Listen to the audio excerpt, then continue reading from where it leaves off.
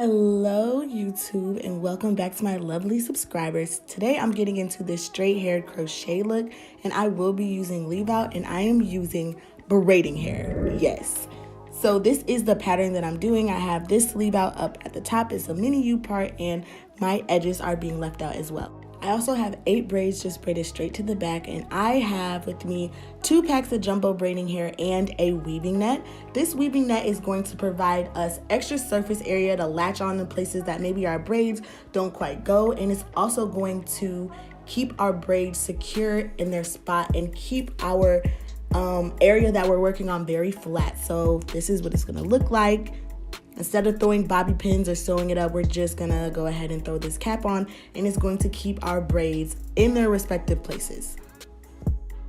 Okay, so as I said, I'm just using regular braiding hair you can get at any beauty supply store. As you see, it has this blunt end, and we're gonna go ahead and get rid of that because we don't want any blunt ends in our nice, beautiful crochet hair. So the process is very similar to how you do your box braids and feed-in braids to get rid of that blunt end. And if you have 2 different hair colors, we're going to go ahead and mix them. It works best for me because it gives me a nice natural look and mimics my hair color the best. So go ahead and separate. Now that we have everything all prepped, it's time to start crocheting.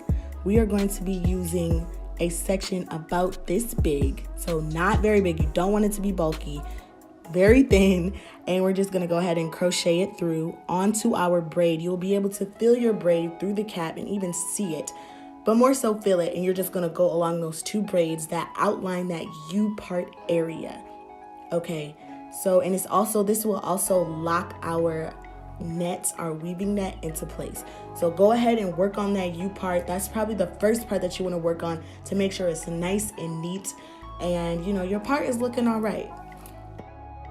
Remember, we're using small parts and we are outlining this nice U shape around our leave out, which is the braid that's hanging in my face. So this is what it should look like when you're about done. Now you'll see that our net is covering our leave out, so we're gonna go ahead and grab some scissors and cut that off, or find somebody else who you trust to cut that off, and that way our leave out can be exposed.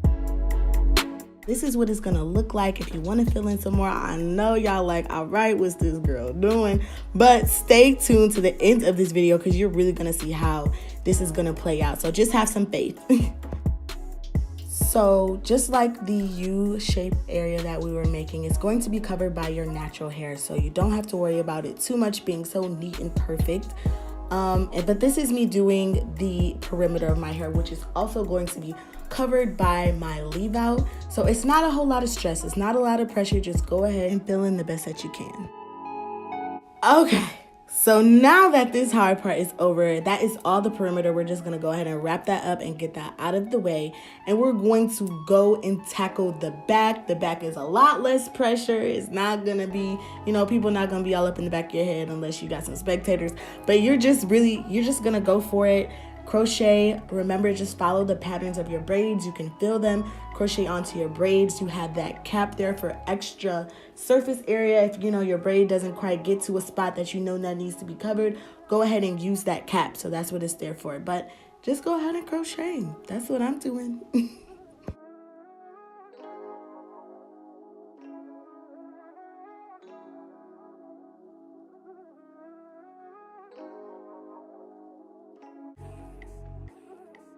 So we've gotten to the very end. We're done with the back. We're done with the perimeter. As you can see, this hair is very thick and very long. So be mindful of how much hair you're putting in because you will have to deal with that.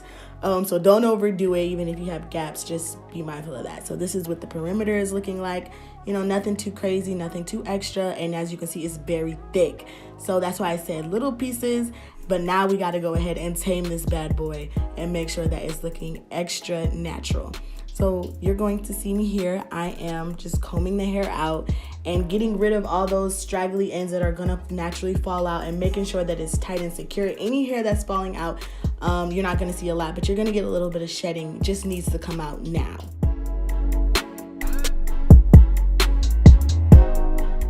So now let's roll up our sleeves and get to cutting. Just basically how I started is cutting off where I wanted the length of my hair to stop. So I didn't want it to like my butt, but I wanted it to be a good, hip length.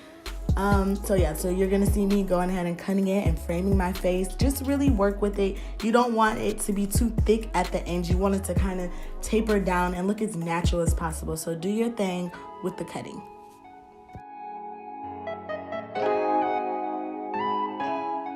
And it's very important that you wanted to frame your face in a nice way. So, you know, put it behind your ears, feel for it, see how you like it before you pull out your hair. You want to make sure that that hair is good.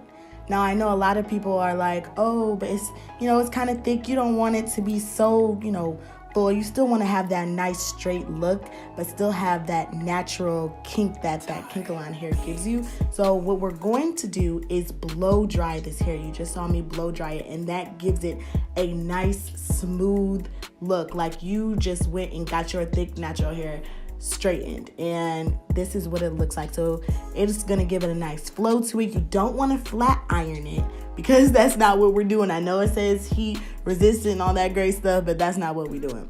Blow drying is the best way to get your kanekalon hair or even your synthetic hair to have a nice silky straight finish.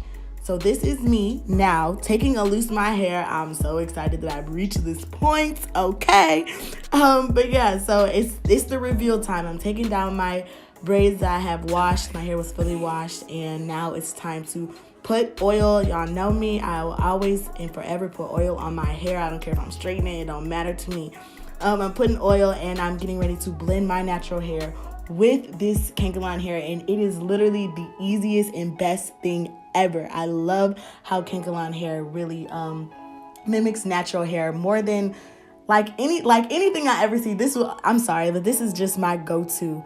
So this is just me going ahead and flat ironing my edges how I want them. So yeah, however you do your flat iron, if you just want it to blow dry and leave it like that, it is all up to you. But I've chose to flat iron my edges.